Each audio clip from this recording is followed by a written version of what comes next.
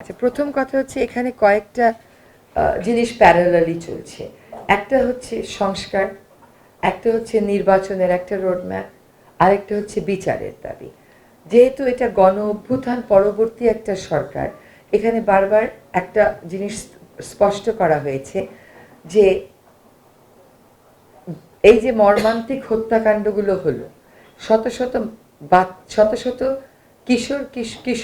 কিশোরী তাদের দৃষ্টিশক্তি হারালো, এইগুলোর বিচার না হওয়া পর্যন্ত যাদেরকে এইগুলোর ব্যাপারে অভিযুক্ত করা হয় তাদের সাথে রাজনৈতিক আলোচনার স্পেস কতটুকু, it is still a big question mark. হ্যাঁ, তো সেটা হচ্ছে জাতীয় পার্টির ব্যাপারে আমার ব্যাখ্যা। দ্বিতীয় হচ্ছে শেখ হাসিনাকে ফিরিয়ে আনার ব্যাপারে যে চিঠিটা দেয়া হয়েছে, সেটা আমরা যেটুকু বিভিন্ন মাধ্যমে বুঝেছি যে এখনো পর্যন্ত ভারতের অবস্থান হয়তো বা যে তাকে ফিরিয়ে দেওয়া হবে না, কিন্তু আনুষ্ঠানিক উত্তর যদি আমরা পাই বা যখন আমরা পাই তখন সেটা নিশ্চয়ই আপনারা জানতে পারবেন। পাহাড় কে না কাটে বলেন? পাহাড় সরকারও কাটে, বেসরকারও কাটে। পাহাড় কাটলে আমি যার কাছে যাব সেও পাহাড় কাটে।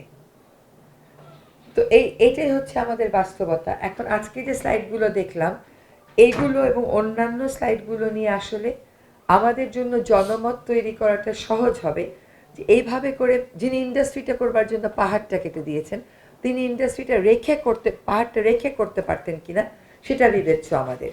এবং আমাদের সমতলে অনেক খাস জায়গা রয়ে গেছে যেগুলো অবৈধভাবে দখল হচ্ছে। তো পাহাড় এমন একটা ইকোসিস্টেম, আপনি একবার কেটে ফেললে আপনি 10টা গাছ কাটলে 20টা গাছ লাগাতে পারবেন। আপনি পাহাড় একবার কেটে ফেললে পাহাড় আর সৃষ্টি করার কিন্তু কোনো সুযোগ নেই।